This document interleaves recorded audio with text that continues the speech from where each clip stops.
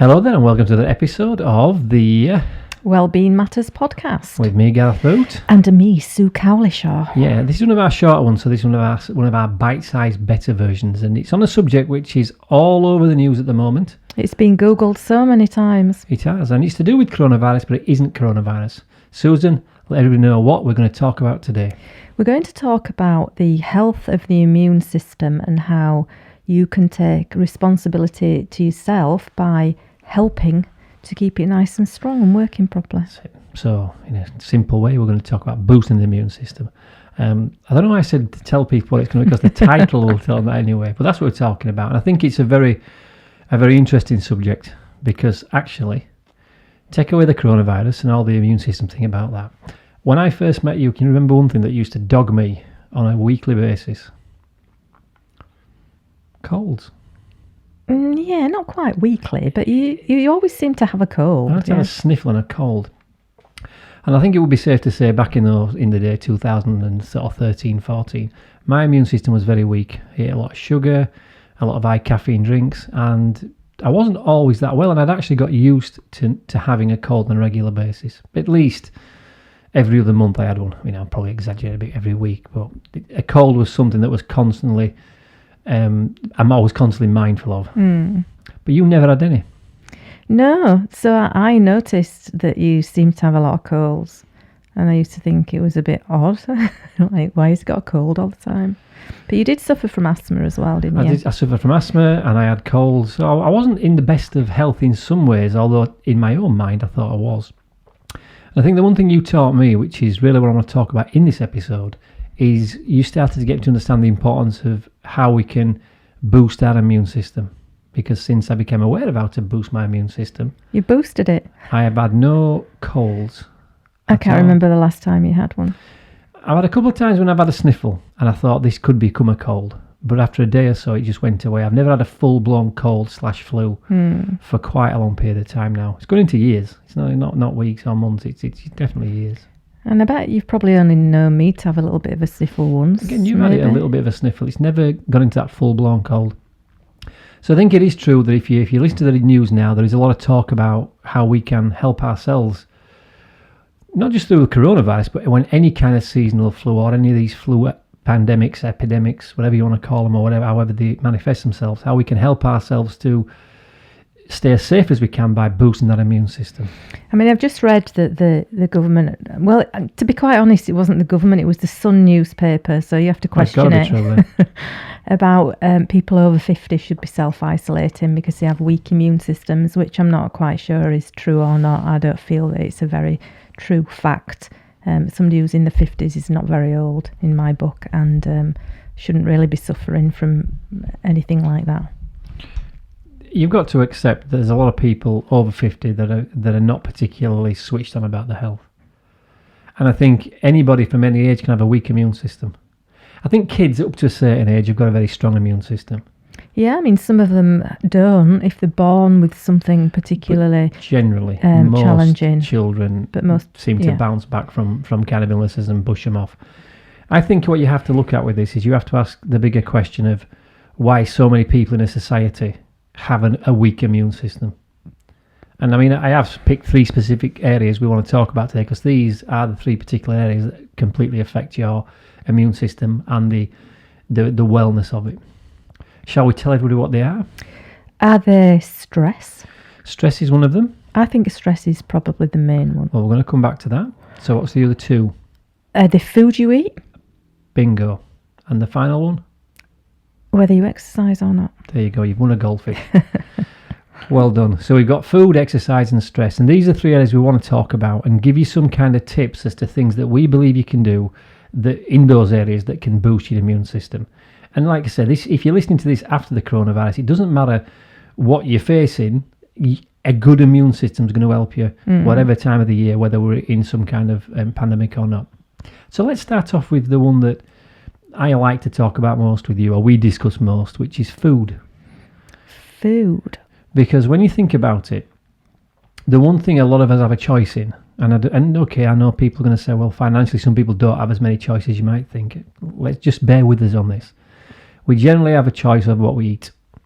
It's the one choice we have most of us have anyway. We get to choose what we eat.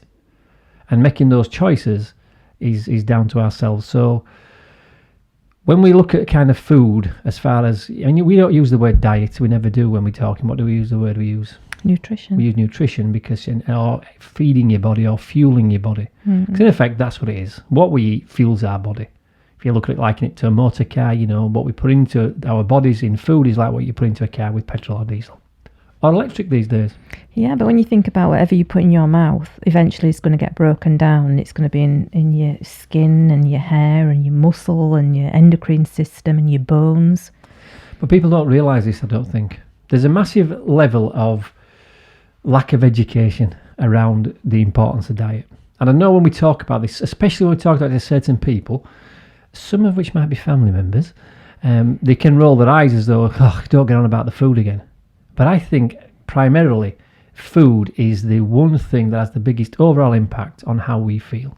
And I put that above exercise, if I'm honest. Because what do we say?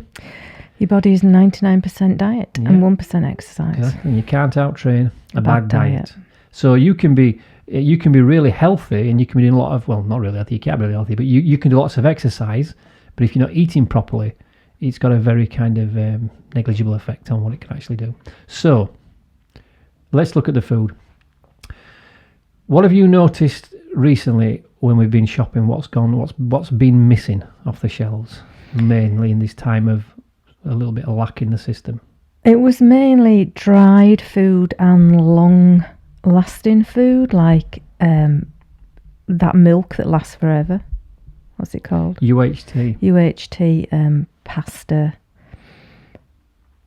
alcohol, tinned food.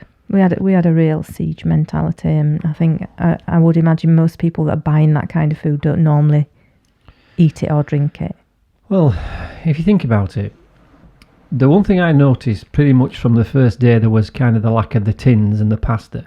Something became very obvious to me that you could get your hands on, which was fresh vegetables. There was still quite a lot of fresh veg, even when there were no tin left. So everybody seemed to go for the tin stuff and leave the fresh stuff. Now, maybe that was the siege mentality. But if you think about those things you've mentioned there, UHT milk, pasta, and tin vegetables. I'll take tin vegetables to one side for a second because there are some nutrients in those. But I would question the level of nutrients in a dried pasta and UHT milk, especially UHT milk, because the reason it can stay on a shelf for ever is the fact that it's been massively treated. Ultra heat treated, I think is what UHT stands for. Yes, it does. There you go. So by doing that, it gives it a long life, but it kills a lot of the nutrients in it. It did make me think about how, as a country in the UK, we are reliant on milk. Milk is a big staple of our diets. But eventually, even the plant milk started to go. Look, I don't think it's any secret. Anybody that's listened to our podcast or read our blogs or knows us personally will know that we're not vegans.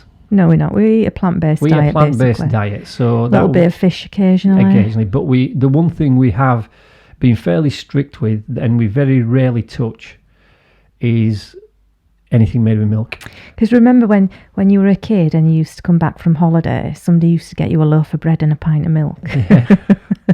Well, it used to be a selling. And you'd never starve. It used to be a selling point with some people that would pick you up and drop you off at the airport. The fact that they pick you up from the airport or drop you off at the airport, they'd pick you up, and on the way back they'd make sure you had some milk and bread. It's a really funny thing because when I was growing up, I ate very little of both of those. I very rarely drank milk, and I very rarely ate bread. And I often wonder why I stayed a very thin young man. It might have been that. I never ate bread. And I remember it was a funny thing because I don't know if you had this, but certainly when I was growing up, there were members of my family that would eat bread with everything. There'd be slices of bread with every meal. Yeah, see, my dad used to make bread, and he used to make it on a Sunday. And I think basically that's all we had. But we used to have toast as kids, and it were always that white bread. And my mother used to toast it on one side. So as I got older, I always toasted bread on one side. And somebody said to me, why do you toast bread just on one side? And I was like, well, that's what you do. Then I found out from my mum it's because she always was in a rush on a morning and she never had much time. Good old mum. So we used to have toast with lime marmalade on. I mean, it wasn't the healthiest thing you can have. But again, if we said what we started off, or we go back to what we said when we started off this, when you're young, you can get away with these little mistakes with your diet. We didn't have the sweet stuff like kids have now. We had sweets once a week when my granddad came, if that. He didn't come every week. We had the odd pudding, like rice pudding or jam roly-poly, but that was rare. Certainly, I mean, we're not. There's not such an age gap between ourselves, but there is a gap. I certainly think that as I grew older, and certainly once I left home, I did notice a difference in how food started to change. Growing up in the kind of 80s, there were takeaways. We had Chinese, we had Indians, but they're not like they are now. Not every other shop on a high street is a kebab shop or a pizza shop. In fact, I can't remember when pizza takeaways came in.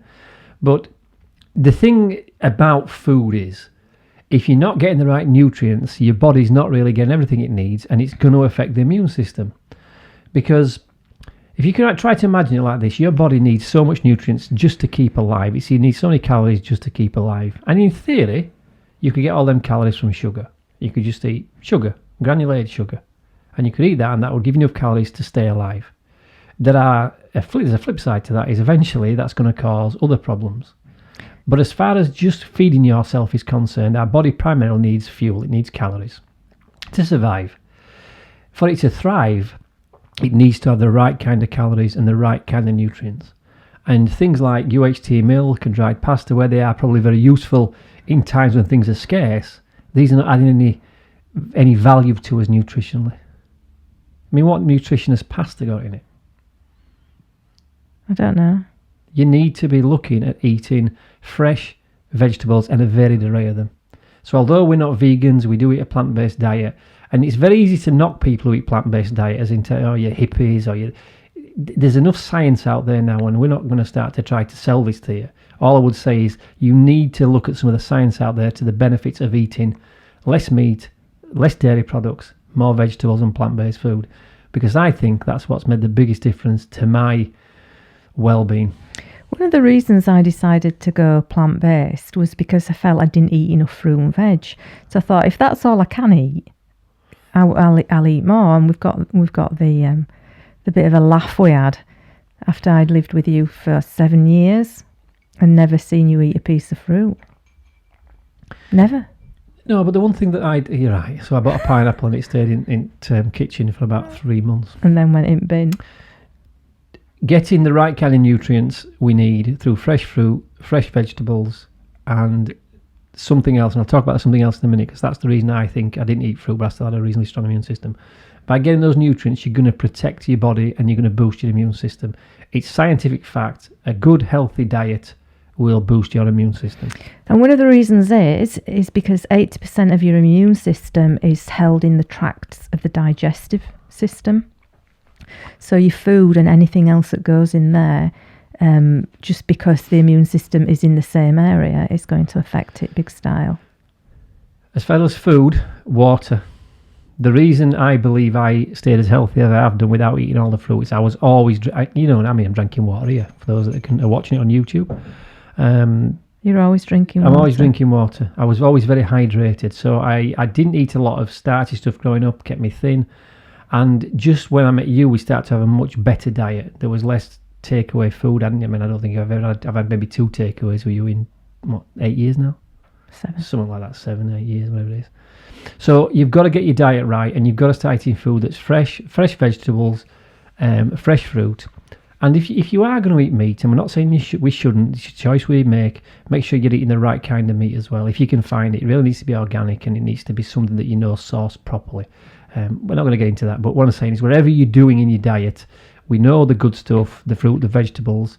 I would always say, even if you're not a vegetarian, avoiding milk will help you out a great deal, because the one thing that meat and certainly dairy does is it puts a massive amount of strain on us joints because it causes inflammation.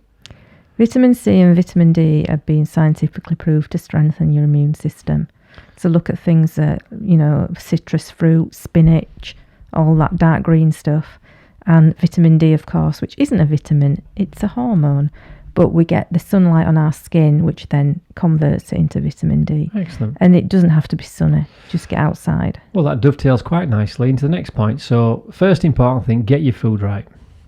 Secondly, take care of your exercise. Now, what have the government said? The kind of the guidelines, which are becoming very much blurred these days, because people have said it's not quite what they said it were going to be, or they didn't mean that. You can go out every day in this current coronavirus lockdown and exercise for up to 1 hour. We tend to go out for about 45 minutes, don't we?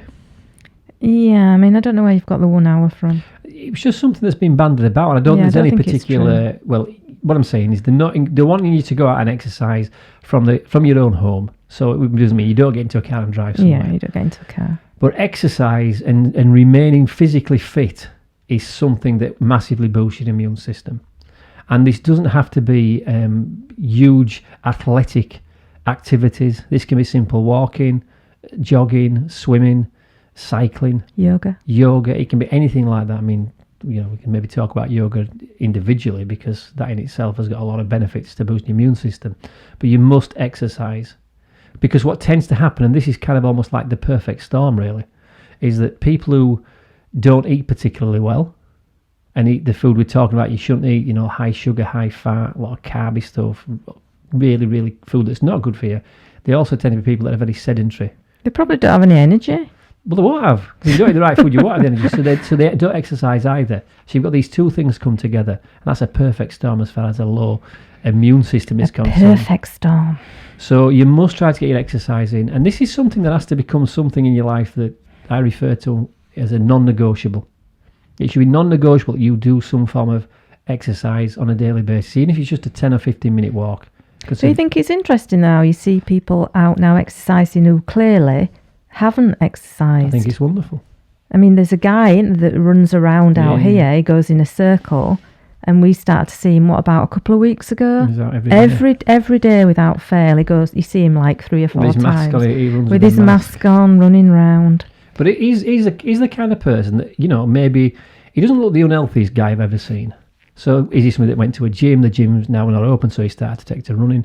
Whatever the reason people are out now, getting out is sensible, because like you just said, as far as vitamins are concerned, vitamin D and getting some sunlight of any description, even if there's no sun out, there's still vitamin D out there, is hugely beneficial to boosting your immune system. And it's so simple. And especially now, because if you are in lockdown, you are at home, you haven't really got any excuse. No, and you're not under threat of getting sunburnt round here. Well, hey, listen, I think I got a bit of a redness doing the gardening the other day. Well, there you go. That's another way you can get out and exercise. Just going out and doing your garden, doing your lawn. It's just about understanding if we're concerned that primarily the food is what boosts your immune system. A very close second is the exercise, because you can't just eat good food and not exercise and expect to stay fit. You'll be healthier than eating rubbish food and not exercising. But actually, the best way to do it is to good, sensible food choices and do some exercise. And we'll just mention yoga, because I think a lot of since I met you, yes, and since you got into yoga, you started to make me realise that certain moves, as I call them, and you would call them asanas. Asanas. Is it asana or asana? Asana. Asana. I don't know. Well, let's call it asana. Certain asanas or certain moves have a particular role to play. That's when it comes to the immune system. Yeah, understanding the body and how it's made up. It's the thymus gland, which is behind the sternum. So we have a couple of moves where we press onto it. Breathing, the diaphragm breathing, because that stimulates the digestive system, which strengthens the immune system. So there's a lot of stuff in there. It's just, don't get me onto it, because it's just so fascinating. Well, it's not for now. This is a short one. The point we're trying to make is it's all connected. And you mentioned breathing there. And again, deep breathing. What we don't understand is when we breathe, we're not just breathing out air, we're breathing out toxins. So good, strong, deep breathing is a way to strengthen the immune system, remove all the toxins from your body. Tie that in with yoga, exercise, and a good diet. And Bob's your uncle. And another thing that deep breathing and practicing good breathing is excellent for is tied in with our third and final point, which is removing stress. Because how many times do you, when you get stressed, people say, just breathe. And when you're stressed, you go, fuck no. I can't. I've tried. Breathe. I'm really, really stressed. I'm really stressed. Because it's obvious, if you're listening to this, we all know what happens when we start to get stressed. Our breathing tends to get shallower. So there's this anxiousness comes up. We start to have a feeling of anxiousness, which in some cases can be because of what we might be perceiving as stress. But in another way, when we start making our breathing go very shallow, that gives us a sense and a feeling like anxiety anyway. So if you sit like and do that for long enough, you'll feel anxious and you'll start to feel as though you've got some anxiety. So breathing is really important for dealing with stress. Let's talk about stress. Final point. If you're not eating well, you're not exercising, you're going to feel bad. You need good quality sleep as well. Yes. I know that from experience. And it's easy for people to say you need good quality sleep when you can't sleep. It's just well, this is what I'm trying to sort of say, that if you don't eat properly, your body feels bad. You don't exercise, your body starts to feel even worse. Because you're feeling bad and worse, you tend to look at things in a less than positive way. So we'll focus on things that might be lacking in our lives or things we feel are wrong. And that causes stress. So all these things are tied in. It's like you can't just pick one and say, I'm going to get that right, the exercise, or I'll get the food right, or I'll just become really unstressed, but I won't eat properly and I won't exercise. It doesn't happen. The three have got to come together. And one of the best ways to deal with stress is to get good sleep, because it's always said, everything looks better after a good night's sleep. And I think that's true. But talking about it, I mean, my sleep's always been fairly poor. All my life, really, apart from now, which I don't know if it came with the start. We bought one of those Shakti mats, which is like laying on a bed of nails. I don't know if it came with that or the actual lockdown, which on one hand took all my income and work away, but on the other hand, it gave me time to not do anything. You've been incredibly chilled out the last 4 or 5 weeks. You had that initial blip where you'd lost the work, you were a little bit bothered, but then we sat down and we just, kind of said, look, we don't need to worry about this. We're not in a position that's anywhere close to problematic. So why are we stressed about you getting stressed about that? And I think for you it was the biggest shock because you are quite a social person. You like going out more than I do. So for me, where you had to get used to the period of not being inside, I think you started then very quickly to get into this sleeping well. And you sleeping for hours and hours. Well, I've got to say my sleeping's got a bit longer because I used to be up most mornings for 5 o'clock, and if I didn't get up at 5, I'd certainly wake about 4:45 was normally when I used to wake up. Anything from 4:20 to 10 to 5 I'd wake up. And I noticed a few days I've been in bed at 7 o'clock. Not very often, but I think what it is for me now, we have been very conscious in this lockdown period to cover those three things off. We've eaten really well. I mean, I've got to say, I think our food in the last few weeks, from what we've eaten, everything's been home cooked, everything's been prepared fresh from scratch because we've had a bit more time, and we've certainly done that well. We've really, I think, got the exercise right. We go out every single day, and we don't always run every day, but most days we do. And if we don't run, we walk.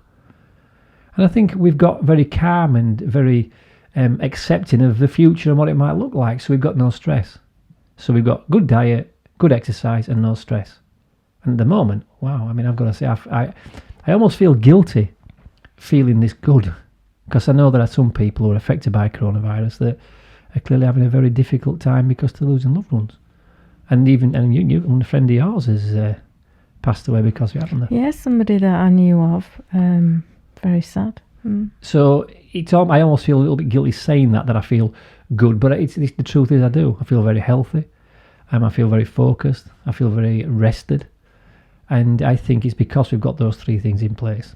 So, it doesn't matter when you're listening to this. This could be during the coronavirus, post-coronavirus.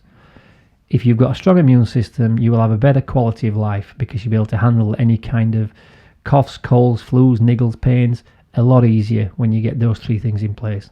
Good exercise, or good food, good exercise, and lack of stress. Let's just give another couple of points around stress. I think we just jumped off that a bit before we finish. Top tip for removing stress, things that are worrying you, stress. What would your top tip be? Apart from the yoga, clearly. Removing stress. For me, it's exercise. I don't suffer from stress like I used to do. If I get a little bit anxious or a little bit stressed, I just go outside. Okay, so go outside. I run really fast for a short period of time. And then it's gone. Yeah, and then so you could try that. The one thing I think is a good practice is write down what you feel stressing you out, or tell it to somebody else. Somebody you trust, somebody who will listen to you. Because sometimes when we write things down that are bothering us, or when we mention it to somebody else, it does sound sometimes a little bit silly. Because we tend to be stressed and worry about things that are potentially not that big a deal. To other people, to us they are, because that's why we're stressed. So I would say write it down. Get in the habit of maybe journaling and writing down your feelings and emotions. Just because somebody says what you're stressed about shouldn't stress you doesn't stop you from being stressed about it. No, because sometimes we stress about things that haven't even happened. We just imagine them. So it is quite unfounded, but it doesn't make it any easier to not do it. No, so write it down, talk to somebody else about it. And I find that helps me. And even these days, I don't always write it down the same. I sometimes say it to myself because that works just as well.